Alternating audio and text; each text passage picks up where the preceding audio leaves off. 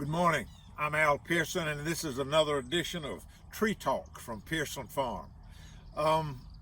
We're at the end of the season, and it's a little early. July 24th. We don't usually end now, but that might have been part of the problem with why we didn't have much of a crop. We wound up with 5% of a crop of what we usually pick, which is historic. We've had worse seasons than this, but not many.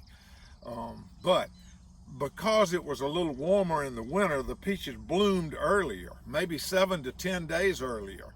And so when the frost came in March, they were all out there and vulnerable. Some of them had small peaches on them, some still had blooms, but they were all vulnerable. We had 4 nights at 26 degrees or so for 10 or 12 hours and a heavy frost, and it got them. It almost got them all. You know, as a peach grower, I look for the end of the season, because once you get them picked and packed and shipped, nothing else can happen to them. So in some respects, it's nice to have everything in the barn, but in other respects, it's kind of sad almost that peach season is over. But it's a stressful season in any year, and so it being over is somewhat a sigh of relief. The last peach. Now you tell me, how did that one make this and this one right next to it make that? I don't know. That's part of, we wish we could figure all that out, but we can't. But some of the high points of the season that you look back at it and realize that it's kind of nice is the reaction of our customers, possibly you, but when they say, we really hate it for you, we really can't believe it's that bad, or wish you had a full crop, what are you going to do? And you hear these concerns that come from your customers, and you've got to be thankful for the customer, and it kind of makes you realize that you are doing something that's worthwhile, that you may be doing a good job of it, and that people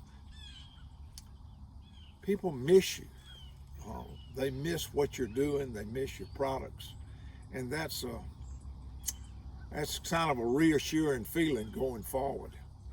We had one customer that sent in a message, and she said the season might have been short and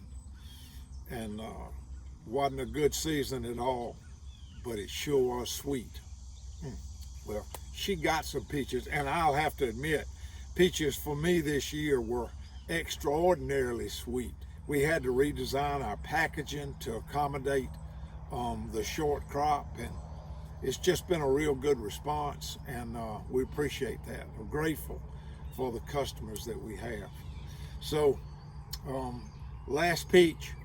Now, should I peel it and eat it here? Forget the peeling, I just slice it up and eat it here. Or do I take it home, or do I put it on the seat of my truck?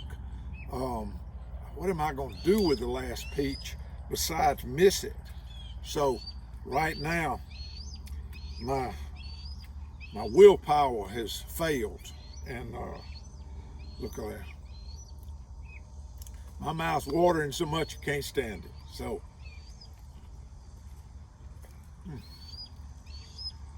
I wish you could be here and enjoy this last peach with me.